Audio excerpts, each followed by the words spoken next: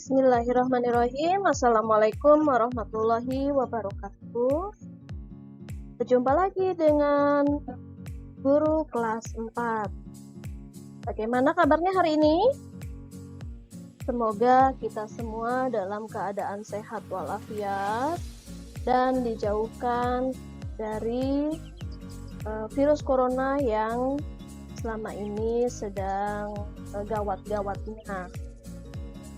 Kita akan mempelajari tema 6, subtema 2, pembelajaran 1. Kami guru kelas 4 SDN Citerep 3.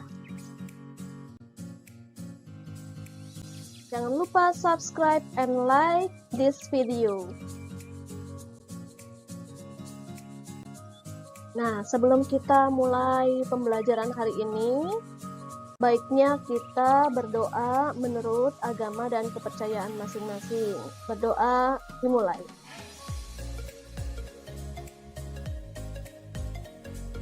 Berdoa selesai.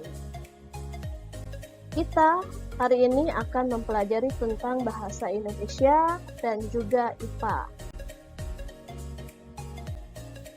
Tujuan pembelajaran kita ada 4.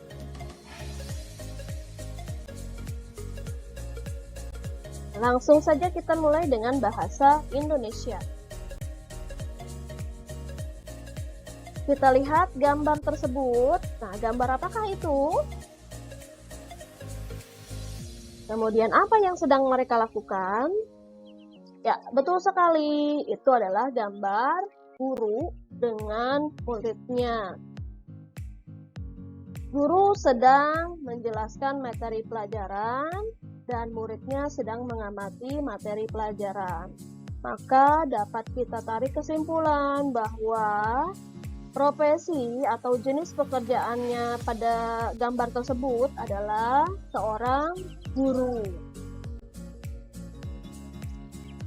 Nah, di sini ada sebuah teks atau bacaan yang berjudul Kisah Seorang Guru Anak Berkebutuhan Khusus. Seorang wanita muda terpanggil untuk menjadi seorang guru. Bukan sembarang guru, melainkan guru bagi anak-anak berkebutuhan khusus. Semuanya berawal dari kepeduliannya terhadap kurangnya pendidikan yang sesuai bagi anak-anak berkebutuhan khusus di Indonesia yang sesuai. Sanggita Lahman, nama wanita muda tersebut. Ia adalah seorang dokter yang beralih profesi menjadi seorang guru anak-anak prasekolah. Pada awalnya, ia mengajar anak-anak prasekolah untuk mengisi waktu luangnya. Akan tetapi, lama-kelamaan ia mencintai kegiatannya tersebut. Baginya, mengajar anak-anak prasekolah membuatnya mengerti tumbuh kembang anak-anak yang akan memengaruhinya saat mereka dewasa kelak.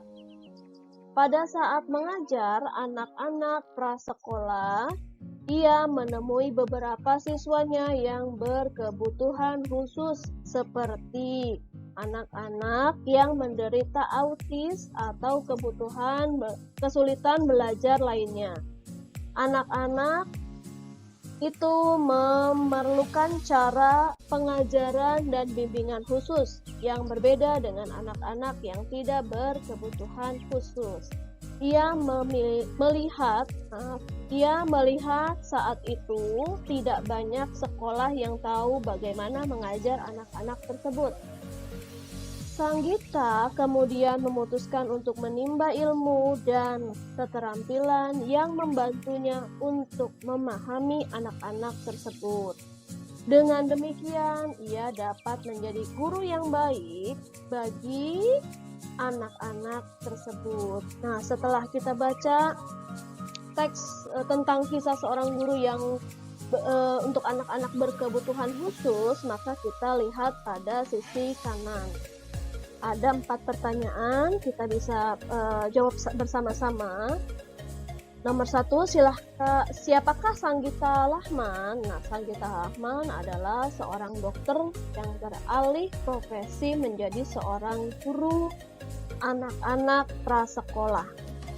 Yang kedua, mengapa ia ingin menjadi guru? Kenapa? Alasannya apa? Pada awalnya, ia mengajar anak-anak prasekolah untuk mengisi waktu luang, akan tetapi lama-kelamaan ia mencintai kegiatannya itu. Sehingga dia ingin menjadi seorang guru untuk anak berkebutuhan khusus. Sikap apakah yang ditunjukkan oleh Saggita untuk menjadi seorang guru? Nah, kita lihat nih pada teks tersebut sikap apa? Sikap ia ingin mengerti tumbuh kembang anak-anak yang akan mempengaruhinya saat mereka dewasa. Itulah. Terus, yang selanjutnya, menurutmu sikap apakah yang diperlukan untuk menjadi guru yang baik? Nah, sikap Saggita pada teks tersebut adalah memerlukan pengajaran dan bimbingan yang khusus untuk dapat melihat kemampuan anak-anak yang berkebutuhan khusus. Nah, ini kesimpulannya. Setiap orang memiliki cita-cita yang baik. Tidak ada cita-cita yang tidak hebat. Oleh karenanya, teruslah berusaha meraih cita-cita. Sama seperti kita harus terus bersemangat mencari apa yang kita cita-citakan.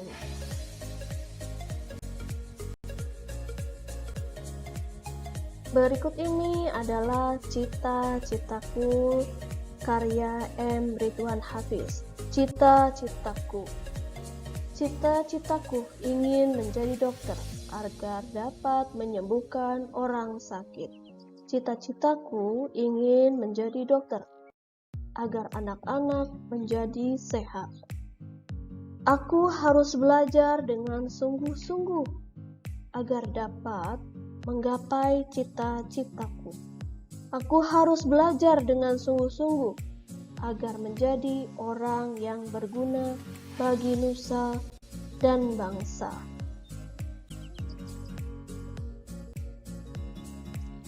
Selanjutnya kita akan mempelajari tentang IPA. Pada gambar tersebut kita mengamati tentang profesi. Nah, kita amati gambar tersebut. Sudah diamati? Oke. Profesi apakah itu? Nah, kita bisa lihat dari gambar tersebut, itu ada hewan. Kemudian dia sedang memeriksa, artinya profesi pada gambar tersebut adalah seorang dokter hewan. Adakah yang ingin memiliki profesi tersebut? Nah, di antara kalian ada yang mau jadi dokter hewan? Pintar sekali. Dengan profesi tersebut, kita harus memahami hewan termasuk daur hidupnya. Apa sih daur hidup hewan? Nah, ini ada beberapa pengertian tentang daur hidup hewan. Daur hidup hewan adalah tahapan pertumbuhan hewan dari kecil hingga dewasa. Nah, dalam daur hidup hewan ini ada yang namanya metamorfosis. Apa itu metamorfosis? Metamorfosis merupakan perubahan bentuk tubuh hewan dalam daur hidup. Nah, metamorfosis ada dua jenis. Yang pertama, metamorfosis sempurna, mempunyai bentuk tubuh yang sangat berbeda dalam tahap hidupnya. Kemudian, metamorfosis tidak sempurna, mempunyai bentuk yang sama dengan induknya. Berikut ini adalah contoh dari daur hidup katak.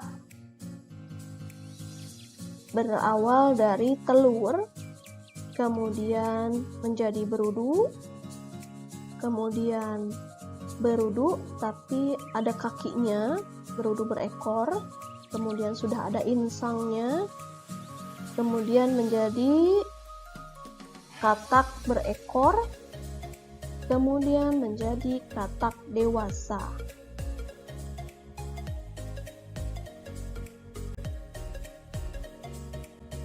Selanjutnya, daur hidup kecoa. Kecoa merupakan salah satu serangga yang juga berkembang biak dengan cara bertelur. Setelah beberapa lama, telur kecoa akan berubah menjadi kecoa muda yang disebut nimfa. Bentuk nimfa mirip dengan kecoa dewasa, hanya warna kulitnya yang berbeda. Nimfa beberapa kali mengalami pergantian kulit sampai ia menjadi kecoa dewasa. Selanjutnya, daur hidup capung. Capung juga merupakan serangga yang berkembang biak dengan cara bertelur. Sama dengan kecoa, ketika telur capung menetas, ia menjadi capung muda yang disebut nimfa. Setelah kurang lebih mengalami pergantian kulit sebanyak 10 kali, capung berubah menjadi capung dewasa. Selanjutnya, daur hidup nyamuk.